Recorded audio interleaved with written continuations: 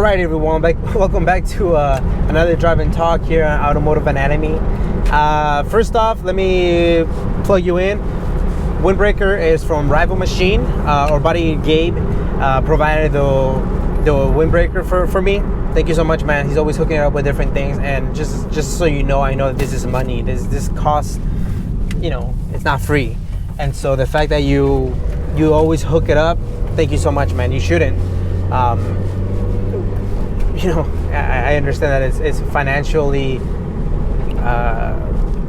it can take up its toll, per se. But I do appreciate it. I do really enjoy your products. That's why I've bought a few shirts from you. And please keep doing what you're doing, and I'll definitely provide the link for you guys if you guys are interested in. No, I know that right now times are rough. No, you don't have to purchase, but I just kind of want to bring some awareness to you. Speaking of awareness, I just ended up watching the King Tiger documentary. It took me about, 6 hours? 6-7 hours, because it's about 45 minutes per episode. And I got hooked right away. Joe Exotic is just a character. Actually, he's my favorite. And just FYI, if you're gonna watch it with your spouse, just expect your spouse to be Carol F.M. Baskin or whatever her name is. I mean, that's all she's been saying for the past. My wife, that's all she's been saying for the past couple of days. And man, what a now I'm gonna say this. We all have different ways of living. Not one way is right. Not one way is wrong. I'm not into breeding any type of animal, even dogs or anything like that. But if you are, you are. I mean, whatever. Just don't harm yourself and treat them with love. And so to just find out that there's all these type of characters. There's not one character that I'm like, oh man, that person is really, really there for the animal. No. Or that person is really not guilty. Or that person is actually super mean and there's nothing positive about them. Let's start with Joe Exotic. The guy is a Dwight from The Office in real life. I completely lost it. Not just the way he looks, but the way he acts, his sense of humor. I completely just loved him when he's like, he has a podcast. Like now everyone has a podcast, but the guy's doing it. And when they're like, yeah, no more than 80 people would tune in at the time. But the fact is that he kept doing it. That's what I love about somebody. Keep grinding. And, he ran for president and governor. I really think that at the beginning, he actually really cared about the animals. And then as problems continue to grow with him and, I guess, Carol, it definitely, it messes with you, man, because that's their livelihood. That's the way they survive. And if you're, attacking the way they're making their money, then yeah, you're gonna have an issue, and that's from both parties, right? He was attacking her, and so the minute she was introduced, and she's portrayed as this wonderful lady who's always riding her freaking bike everywhere. That's my wife. My wife and I noticed that she's riding her bike everywhere. I don't know, man. I'm one of those people that I'm like, she looks too good. When something looks too good to be true, then it's probably too good to be true. And then when they started mentioning about the husband, I'm like, there's so many different pieces about this that just doesn't make sense. What I am concerned with is the level of power that somebody can have based on their finances. Money can get you in and out of different things. It's quite amazing and frankly scary, the fact that she has so much funding, the fact that she doesn't, everybody doesn't really pay their workers because they're there because of the love of the animal, and then they get caught up on this either cult, relationships, all these different things that go on. And if you haven't watched it, be open-minded. I think you should definitely watch it. I really like Joe's Exotic the way he's portrayed at first. He's a funny guy.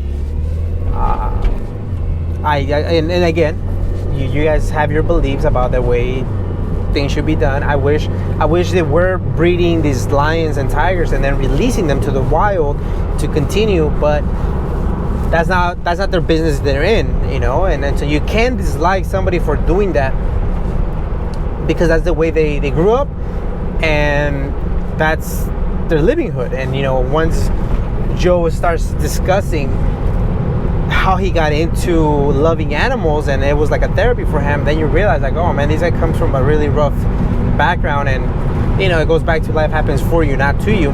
So he took that situation that he put himself in, mixed it with animals, and then that kind of led him into this path that revolves around animals. And so to me, I wish they could continue breeding these animals, but to release them to the wild. But that's not, obviously, like I mentioned, they don't make money that way. And what was crazy to me is like I every time I find something new, I'm like, how little we know.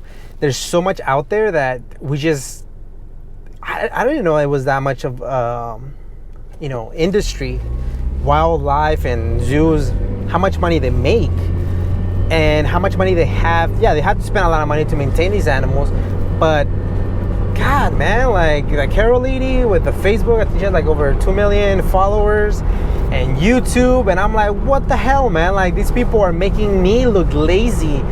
Like, they're working, they're advertising, they're hustling, they're podcasting, they're video. I mean, you gotta give it to them. Whether you like them, dislike them, whatever, you gotta. Everyone there is hustling, and man, I think that you should watch it just so you can get an idea of like how shady things are. You get to see different personalities. I'm not saying that I'm somewhat better than them because they do that and I don't. I just think that to run a business and to get caught up in these different situations and still have to run the business is very tough. And you can tell by all the people that it got to them. Everybody's getting affected. Yeah, I mean, it's one of those things that you need to be able to kind of get informed about it. And then you'll, whether you believe in certain things, and that's gonna obviously add to your belief, make them stronger, or you're gonna start thinking. For me, like I said, on the documentary, Carol seems to be like the one that protects everybody and the animals and things like that. And she might be doing a lot of wonderful things, but at the same time, there's just some stuff that like, man, she's making a lot of money. And so then you wonder, is it really just about the animals, or is it the financial backing? And so there's nothing wrong with doing something positive and making money out of it, but just some of the stuff, the way they portray. And by the way, I think they portray the documentary fairly well. They brought good points from each character, and really, some of the shadiness that they do from that same. So I feel like the documentary was unbiased. I think it was. At least from my perspective. Let me know if you guys think like, no, dude, like you completely missed the point. Like they were attacking this dude or whatever the case may be. But I really enjoyed it. Obviously, I'm not gonna spoil all the different things that are going on, but my thoughts on that is just animals, man. I have such a big heart for animals. Like they just, we as humans, we completely have effed up their world, their habitat, their species. There's some animals that survive many different thousands of years, and then humans came along and just freaking destroyed them. Elephants with their tusk. Like, man, I know. Again, I don't even want to know how big of an industry that is for people to still put themselves at risk after that's illegal, and they still go and hunt, and they take these amazing animals, tusk, and it's like, it's just horrible. But there's a lot of people that believe like, well, it's the fittest. What is it? The food chain and survival of the fittest. But I don't know, man. Like I mentioned, to me, how is survival of the fittest if you have a made gun and you're shooting this animal that has no way of defending itself, especially when you're from far away? If you really want to make it into a sport, go at it. Go out with what he or she has versus what you have. I think you'd think twice about even coming close to a bear. But a lot of people take pride in taking those pictures where, you know, the bear is dead and they're like smiling, and I'm just like, you know how many years that bear had to survive, be the,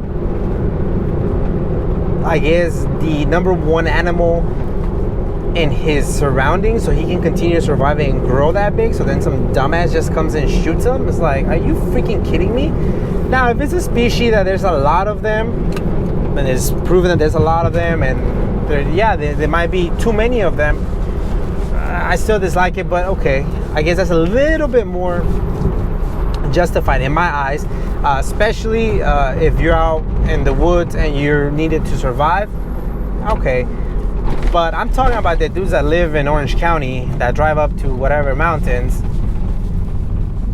and shoot whatever, and they call it a sport. I'm sorry, I just disagree with that. And if you don't think that what I'm saying is correct, I invite you to leave a positive comment in a respectful manner and just say, this is the tradition, or this is how I grew up, and this is the reason why I believe that it is a sport and that it is necessary, and that's fine. Again, that's the reason these are opposite conversation. It doesn't have to be about cars, and we don't always have to agree, but at the same time, always sending the message in a positive way. Even though I just called somebody who comes in an idiot who comes in and shoots, it boils my blood. But I guess it's a human being who grew up thinking that's just a sport, and that's the way it is. So there you go. See, caught myself making the mistake myself as well. But ultimately, animals, there's a few animals that we cannot get back. Some animals that we already lost that we're never going to be able to get back. I'm just saying, try to take care of animals as much as you can. Watch the documentary. Expect your wife to be, for anything, Carol effing Baskin. Enjoy the memes, because there's so many memes you can come out of that.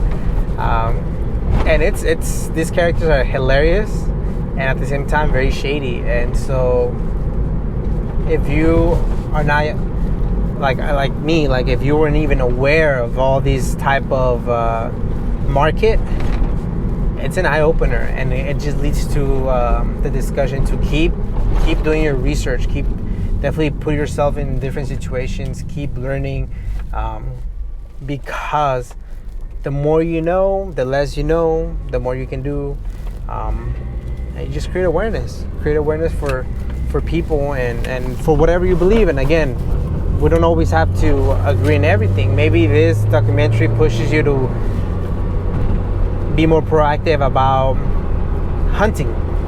That's fine. I mean, as long as you do it in a safe way, you don't put anybody at risk, go for it, because we're not here to change anybody's mind. I think we're here to expose people and bring awareness, and then hopefully you actually consider some of the things that other people have to say. You implement that in your own life, and it's all for the better. And that's the aim. We're always trying to get better as a society, as individuals, as a community.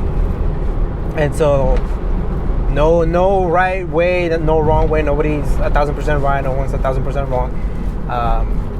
But yeah, that's just kind of want to share my idea and my thoughts on those characters from that documentary. I'm just in shock that there's some dudes out there in Oklahoma and Miami that live like that, look like that. It's just hilarious.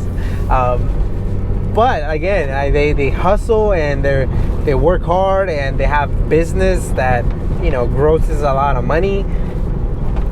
My props to them. It's crazy to say the least. So let me know what you guys thought. If you've seen it, let me know. If you don't want to see it, well, let me know as well. Like, no, I don't want to see it. It just doesn't seem. I tried it. I watched the first 2 episodes, and it was a waste of time. There's only 7 episodes, so it's a fairly quick little documentary that took over 5 years, and so that's pretty crazy. But give me your thoughts. As always, we go for the car, we stay for the person. Thank you guys so much for tuning in, and yeah, we'll catch you guys in the next one.